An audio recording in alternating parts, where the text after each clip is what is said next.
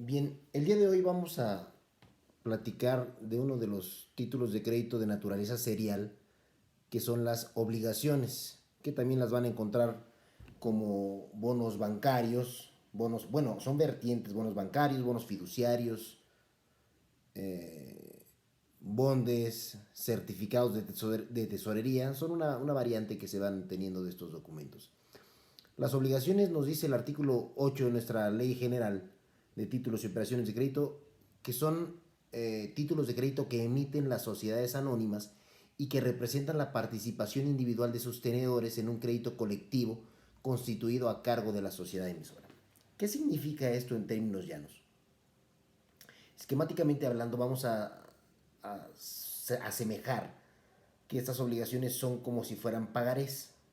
Nada más que se da una multiplicidad de expedición de estos documentos, a cambio del cual quienes adquieren la titularidad de esos documentos adquieren una renta que se va a pagar un interés, y la empresa va a obtener un dinero para financiar alguna actividad que tuviera. Imaginen por un momento que yo soy una sociedad anónima y necesito dinero para a lo mejor incrementar mis sucursales.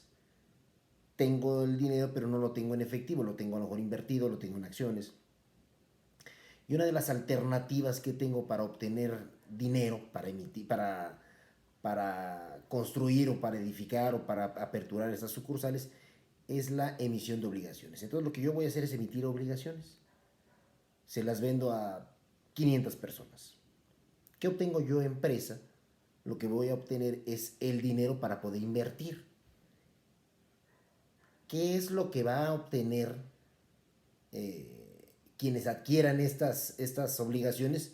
Van a obtener un rendimiento, no son dueños, esto es algo muy común, que se puedan entender o que puedan comprender de forma distinta. No se vuelven socios de la empresa, son obligacionistas. ¿Qué implica esto? Que son acreedores preferentes. Se les va a estar pagando una renta periódica, y al cabo de algún tiempo, dependiendo del tipo de amortización que se hubiera pactado, se les va a devolver su capital junto con un rendimiento. A los sujetos que participan acá son dos: la empresa, que necesariamente por disposición del artículo 208 tienen que ser sociedades anónimas y que se le llama sociedad emisora, y a los inversionistas, que se les va a llamar obligacionistas. ¿Qué ventaja tiene este título de crédito? Estos documentos son títulos de crédito con garantía prendaria o garantía hipotecaria, de manera que no hay riesgo alguno de que se pudiera generar algún quebranto.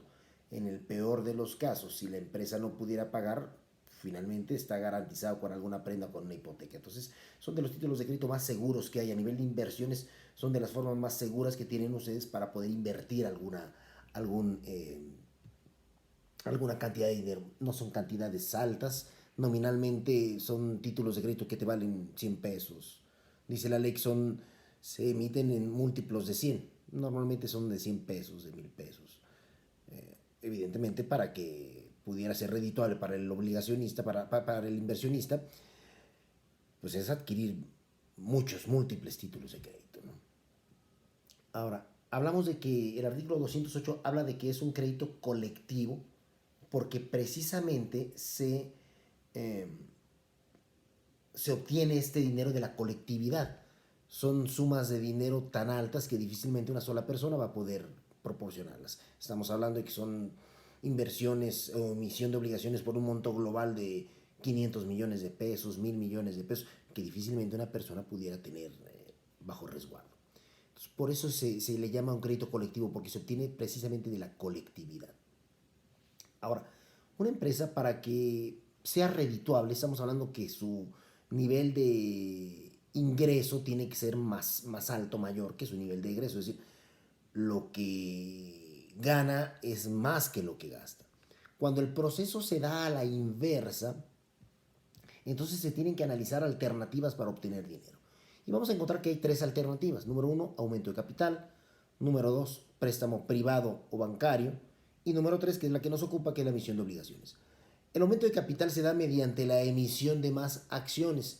Hecho es muy complejo porque, vamos, no resulta tan benéfico porque lo que vas a hacer es entonces obtener o fracturar o fraccionar más tu empresa. Si es una empresa donde son 50 socios y lo multiplicas o lo duplicas, bueno, van a ser 100 socios, entonces tu empresa se va a fraccionar más.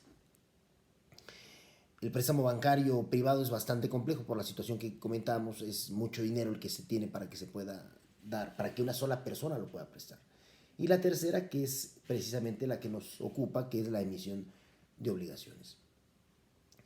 Una herramienta, un instrumento extraordinariamente importante para cualquiera de estas tres alternativas y en especial para la que nos ocupa es el balance contable, porque tú puedes necesitar mucho dinero, pero se necesita saber si tienes el respaldo financiero para poderlos emitir.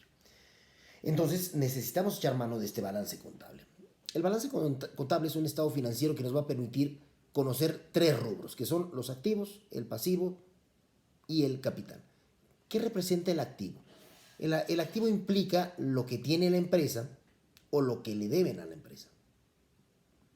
Estamos hablando de bienes inmuebles, mobiliario, dinero, mercancía, clientes a los cuales se les dio crédito, alguna cosa así.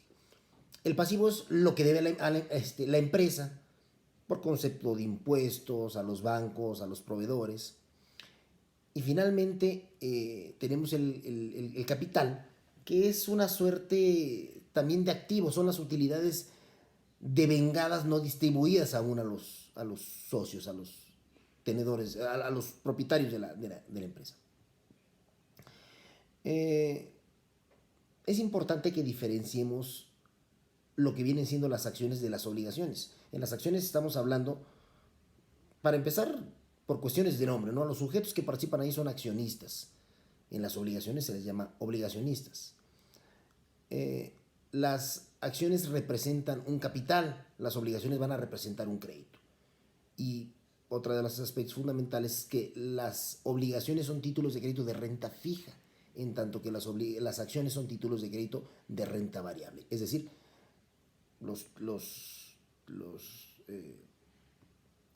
cuando se pacta un interés, cuando se pacta esta prestación accesoria para el pago a los obligacionistas, esa naturaleza es de carácter fijo porque lo que va a implicar es que le vaya bien o le vaya mal a la empresa, ese porcentaje que se pactó se tiene que cubrir. En tanto que las acciones son títulos de crédito de renta variable, precisamente porque no sabemos si va a tener un rendimiento o no la empresa, puede irle bien, puede irle mal. Ahora, ¿para qué se emiten obligaciones? Tenemos tres finalidades para la emisión de obligaciones, que son impulsar los negocios de la empresa, para cubrir un crédito existente a cargo de la propia sociedad emisora y para la compra de bienes cuya adquisición o construcción tuviera contratada la sociedad emisora. Ahora bien, cuando la finalidad son las dos primeras, cualquiera de las dos primeras, pago de pasivos o aumentar el desarrollo de la empresa, el monto total de la emisión de obligaciones no puede exceder del activo neto que arroje el balance contable. ¿Cómo obtenemos el activo neto? Muy sencillo. A lo que tenemos le restamos lo que debemos y el resultado va a ser el activo neto. Es decir, el activo neto va a ser el resultado de restarle al activo el pasivo y el capital. Entonces, la resta de estos rubros nos va a dar precisamente el activo neto. Cuando la finalidad es la adquisición o la construcción, el monto total de la emisión de obligaciones puede exceder del activo neto que arroje el balance contable hasta por el valor de los bienes que se vayan a adquirir o se vayan a construir.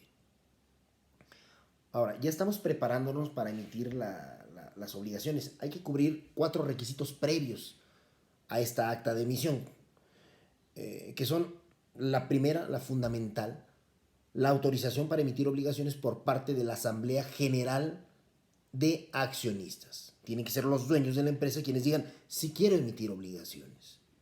Son los propietarios, se va a grabar la empresa, se necesita la autorización de ellos. El segundo requisito previo es la elaboración de un balance contable certificado por un contador público. Esto es importante porque además necesitamos saber, ok, necesitas dinero, ¿cuánto? Pero el cuánto no lo responde lo que tú necesitas, sino lo que tienes en respaldo financiero. Necesitamos ver si la empresa económicamente está quebrada, no puede emitir obligaciones. El tercer requisito es la designación de los bienes que se van a dar en garantía, que esta es el verdadero aspecto interesante de estos títulos de crédito. Se tiene que constituir una garantía prendaria o una garantía hipotecaria sobre los bienes de la empresa para garantizar este préstamo, que insisto, son extraordinariamente altas las emisiones globales de emisión. Y el cuarto y último requisito previo es la designación del representante común de los obligacionistas. Esto es muy importante porque el representante común, válgase la expresión, es el que va a representar a la totalidad de los obligacionistas. Es el que va a verificar la constitución de garantías, ejercitar las acciones. Veremos más adelante qué facultades tiene y son extraordinariamente importantes, pero baste decir de inicio que es quien va a representar a los obligacionistas ante la propia sociedad emisora. El acta de emisión de las obligaciones es el acta de nacimiento propiamente hablando de las obligaciones. No es la obligación en sí, pero es el documento que le da origen. La decisión de emitir obligaciones se va a hacer mediante una declaración unilateral de voluntad en acta protocolizada ante notario público. Además, esta acta va a inscribirse en el registro público de la propiedad. Esta acta de emisión debe de cubrir, acorde a lo que dispone el artículo 213, 5 requisitos: los datos de la sociedad emisora, los datos de la emisión, los datos de las garantías, los datos de la aplicación de los recursos y los datos del representante común de los obligacionistas. Ahora sí, teniendo ya esta acta de emisión, ya se pueden emitir obligaciones. El artículo 210 nos establece los requisitos que deben de contener las obligaciones. De los requisitos importantes que encontramos es el primero, que son los datos propiamente del obligacionista, no nombre, nacionalidad y su domicilio. Porque vamos a encontrar que por regla general las obligaciones serán nominativas, a menos que se coloquen en el extranjero entre el público inversionista, en cuyo caso pueden expedirse al portador. Pero fuera de ahí son nominativas. Estos son títulos de crédito muy extensos. Por eso encontramos que hay una diversidad de requisitos que tiene que satisfacer. El balance contable debe de estar inserto ahí, cuántas obligaciones se emiten, el valor nominal que tienen, el tipo de interés, que aunque la ley no lo refiere, tienen que ser intereses de tasa, generalmente de tasa anual, dónde va a ser pagado, lugar y fecha en que se expiden, y un par de requisitos más que son muy importantes, que son la firma autógrafa de los administradores de la sociedad emisora. Y la ley permite que también pueda estamparse la firma facsimilar. Aquí son de las cosas importantes. Estos títulos normalmente habíamos platicado que en letra de cambio, que en pagaré no se puede expedir, no se puede firmar a través de una firma facsimilar. En este título de crédito la ley te lo permite. Ahora, ya dijimos entonces lo que son las obligaciones, qué requisitos debe de tener, cómo se pagan. Vamos a encontrar que se pueden pagar de 3 formas, que son las formas de amortización. Amortización entendido como pago. La amortización puede ser total, parcial o por sorteo. En la amortización total, lo que se va a hacer es pagarse únicamente el interés que se haya convenido, y hasta el final, hasta el último pago, se hace el pago total del capital. Imaginemos que se emiten obligaciones por 5 años, se emiten 10 obligaciones por 5 años con un valor nominal de 10,000 pesos y una tasa anualizada del 10%. Bajo el esquema de la amortización total, durante los 4 primeros años vamos a pagar únicamente el capital, que serían, en el caso del ejemplo, 1,000 pesos. Y hasta el final, hasta el último pago, hasta el último año, pagaría yo los 1,000 pesos del capital más los 10,000 pesos de la obligación total. Ya el monto total de lo que representó cada obligación. En la amortización parcial se va a pagar proporcionalmente capital e intereses. La proporcionalidad ya sabemos que es sinónimo de igualdad. Se va a pagar en forma igualitaria una cantidad de capital y los intereses proporcionales bajo el esquema del saldo insoluto. Los intereses se van a calcular sobre el saldo insoluto, que es el saldo no pagado. Sobre este mismo ejemplo que estábamos platicando, imaginemos que estas obligaciones de 10,000 pesos se van a pagar a los 5 años que dijimos, y entonces para establecer la proporcionalidad tendríamos que dividir el valor de la obligación entre el número de años. En el ejemplo que estamos siguiendo, si la obligación vale 10,000 pesos y se va a pagar a 5 años, esta proporcionalidad nos indica que se van a pagar 2,000 pesos por cada año, para hasta contar los 10,000 pesos. Eso es por concepto de capital. Por concepto de intereses, el primer año se van a pagar los 10,000 pesos, el 10% sobre el monto total, que son los 10,000 pesos. Pero para el año 2, ¿cuánto se va a pagar?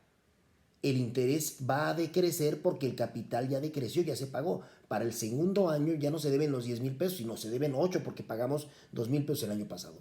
Entonces el interés se va a calcular sobre el saldo insoluto, que son 800 pesos. Para el tercer año ya debemos 6,000 pesos solo de capital, entonces el 10% serían 600 pesos y así va decreciendo. El cuarto año, 2,000 pesos de capital, 400 de interés, y el último año, que es el último pago, 2,000 pesos de capital y 200 pesos de interés. Estos referentes, tanto para la amortización total como para la amortización parcial, se pagan a cada uno de las obligaciones. En la amortización por sorteo se va a pagar todo el capital y todo el interés que se deba hasta ese momento solo a cierto número de obligaciones, que válgase la expresión, son obligaciones que fueron sorteadas, también bajo el esquema de la proporcionalidad. ¿Qué significa esto? Que entonces, para saber cuántas obligaciones vamos a pagar, siguiendo el mismo ejemplo que hemos estado planteando, vamos a dividir el número de obligaciones entre el número de años.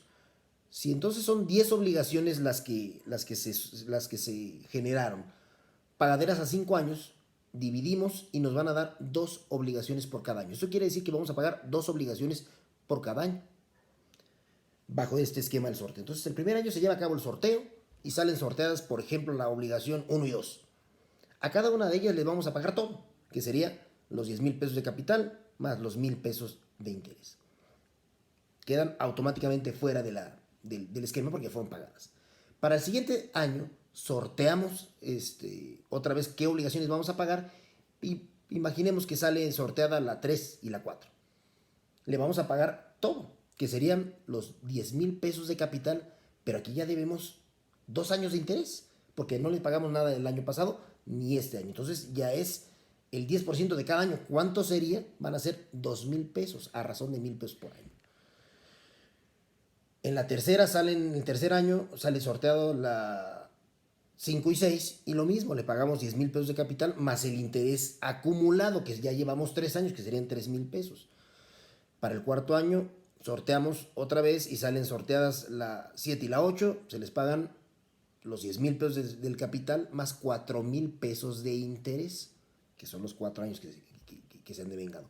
Y finalmente, ya no requiere sorteo, pues nada más quedan 2 obligaciones, que son la 9 y la 10, pagamos los 10,000 pesos el último año, el quinto año, 10,000 pesos de capital a cada una de ellas y 5,000 pesos de interés a cada una de ellas.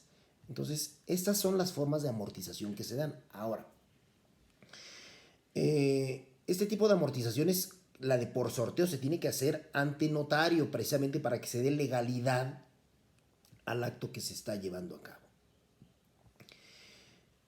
Decíamos hace rato, en cuanto al representante común de los obligacionistas, que es precisamente la entidad que va a representar a los obligacionistas constituidos en asamblea o individualmente. Cualquier persona puede ser representante común, una persona física, una persona moral. Normalmente, para darle seguridad al obligacionista, son instituciones bancarias o casas de bolsa. Este representante común es importante porque tiene un cúmulo de actividades, de atribuciones, de obligaciones que debe de observar. El artículo 217 nos habla de ellos. Tiene que verificar el balance contable, la existencia de los contratos, si se emitieron obligaciones para adquirir o construir algo, que existan esos contratos, los bienes que se dan en garantía si existen realmente, si valen lo que la empresa dice que vale, si se tiene que ejercer alguna acción va a ser por conducto de él, este representante va a presidir la asamblea de obligacionistas, la totalidad de los obligacionistas. En fin, es una serie muy amplia de facultades, son alrededor de 12 obligaciones que tiene, que le deriva este artículo que estábamos comentando. Ya para ir cerrando el tema, hay dos rubros importantes que hay que considerar, que son la caducidad y la prescripción. La caducidad se va a dar exactamente como se dio en letra y como se dio en pagaré. La acción de regreso caduca por no protestarse, por no presentarse para su pago y por no ejercitarse la acción dentro de los 3 meses siguientes al día del protesto o al día en que hubiere pagado, si es el obligado que paga. Se les aplican las mismas reglas del 160 y 161 que se aplicaron tanto a letra como a pagaré. Para la prescripción es algo relativamente parecido. Tenemos, como hay dos títulos de crédito, que recuerden que son las obligaciones y que son los cupones de las obligaciones que representan a los intereses, las obligaciones prescriben en 5 años, contados a partir del vencimiento, y los cupones, que son los títulos de crédito accesorios que representan los intereses, prescriben en 3 años a partir del vencimiento. Muchas gracias.